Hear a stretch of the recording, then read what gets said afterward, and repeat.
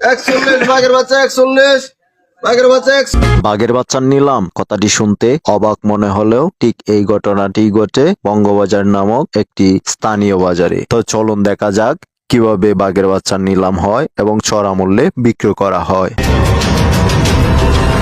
প্রথম দেখে এগুলাকে আপনি মনে করতেই পারেন বিড়ালের বাচ্চা, আসলে তা কিন্তু নয়। এগুলো হচ্ছে ছোট ছোট বাঘের ছানা।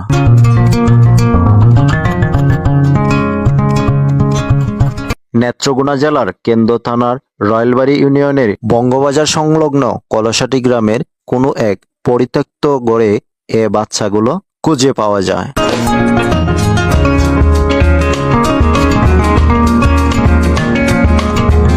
কলসাটি গ্রামের আবুল শেখ নামে এক ব্যক্তি প্রাকৃতিক কাজে সাড়া দেওয়ার জন্য ওই পরিত্যক্ত গড়ের কাছে যায়। তখনই শুনতে পায় উনি ওই বাচ্চাগুলোর কিচিরমিচির শব্দ।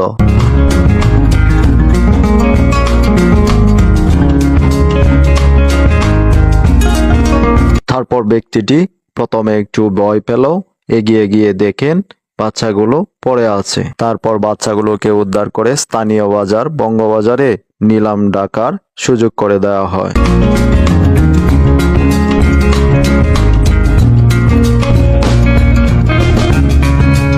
ওই নিলামে অংশগ্রহণ করেছিল 10 থেকে 12 জন লোক।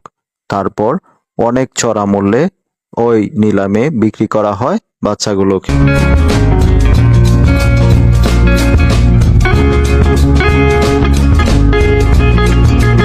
30,500 31 31,000 35,000 ভাই আর কিছু 37,000 37 37 এ বাঘের বাচ্চা 37 বাঘের বাচ্চা 40 40 40 41 41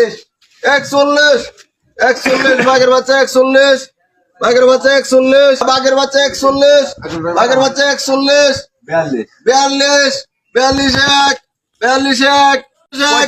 42 42 42 45 45 45 45 47 বাঘের বাচ্চা 47 48 48 বাঘের বাচ্চা 48 48 48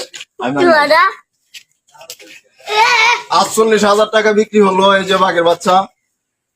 আপনারা দেখতেছেন এই যে বাঘের বাচ্চা কিন্তু 48,000 টাকা বিক্রি হলো। এই যে টাকা দিচ্ছে